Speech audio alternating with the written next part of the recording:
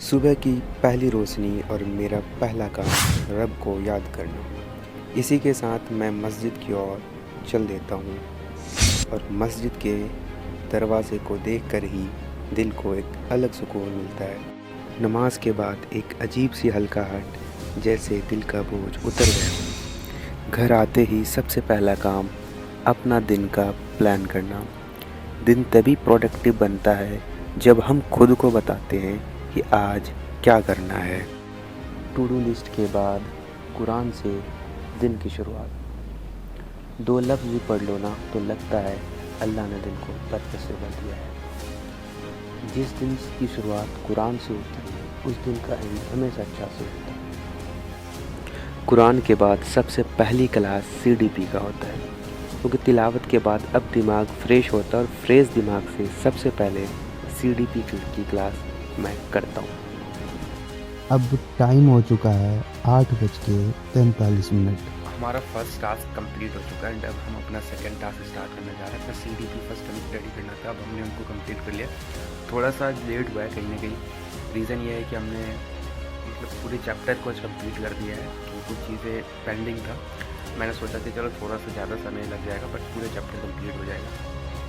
And अब हम लोग अपना जा रहे हैं केमिस्ट्री स्टार्ट करने, तो देखते हैं कब तक ये कंप्लीट होता है, फिर आपको मैं आगे अपडेट करूँगा। CDP के बाद सेकेंड क्लास केमिस्ट्री स्टार्टिंग में थोड़ा टफ लगता है, पर जब कॉन्सेप्ट समझ में आ जाए तो सब्जेक्ट बहुत ही मज़ेदार हो जाता है। केमिस्ट्री की क्लास के बाद बीच में ब्रेकफास्ट और उसके बाद फिर इंग्लिश की क्लास के लिए रेडी था और कंटिन्यूसली 1 आवर इंग्लिश का लेक्चर कंप्लीट किया। स्टडी के बाद थोड़ा बॉडी मूवमेंट ज़रूरी है, इसलिए थोड़ा पर्सनल घर का काम भी कंप्लीट। काम ख़त्म, अब वक्त हो चुका था ज़ोहर की नमाज का। अभी टाइम हो रहा है 4, वक्त हो चुका था असर की नमाज का।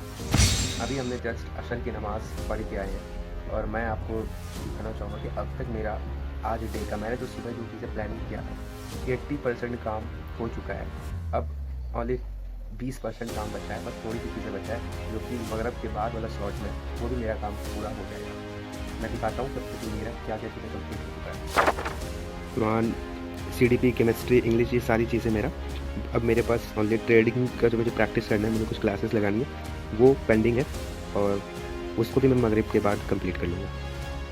अशर के बाद चाय के साथ एडिटिंग का कुछ वीडियोस लेक्चर्स मैंने कंप्लीट किया।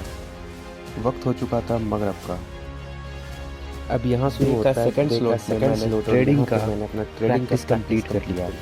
तो हमारा हो चुका है प्रैक्टिस डन, जैसे कि आप देख सकते हो। तो आज हमने जो चीज़ें सीखा है वो सीखा है लॉजिकल मार्केट स्ट्रक्चर एंड इसके अंदर मैं निफ्टी के अंदर मैं प्रॉपर चीज़ सीखा है। तो मैं कुछ चीज़ शेयर करना चाहता हूँ जो मैंने चीज़ें सीखा है। जैसे कि निफ्टी के अंदर में कभी भी डाउन ट्रेंड नहीं होता है। अगर आप छोटे टाइम फ्रेम के अंदर देखोगे तो आपको दिखेगा डाउन ट्रेंड, लेकिन अगर इस चीज़ को टाइम फ्रेम के अंदर देखोगे तो आपको दिख जाएगा कि इसके अंदर में ना एक्यूमुलेशन होता है ना डिस्ट्रीब्यूशन होता है।